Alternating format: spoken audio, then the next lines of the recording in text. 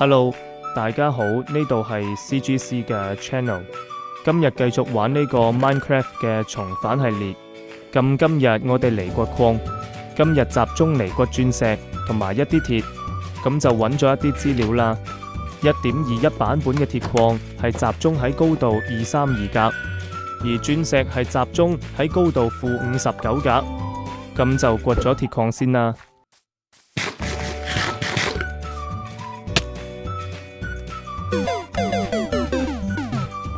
少少失誤，問題不大。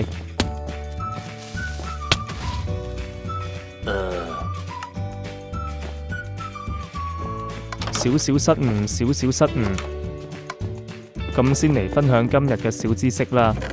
鐵係地球核心的主要成分之一。地球嘅內核係由固態鐵同鎳組成，而外核係液態鐵同鎳嘅混合物。呢啲液態金屬嘅流動產生咗地球嘅磁場，保護咗我們免受太陽風嘅侵害，令到指南針可以指向北方，就係咁樣啦。咁依家就去掘鑽石啦。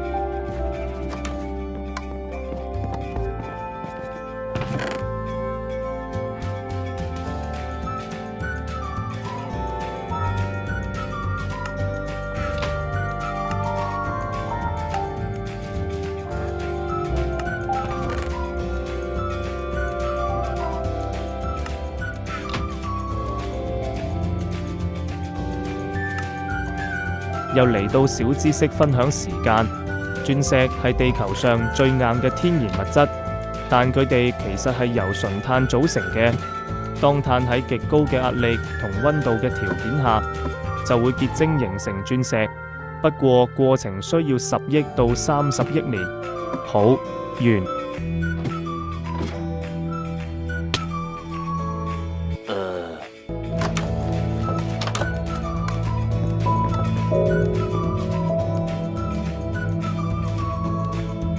好，咁呢條影片就去到呢度啦。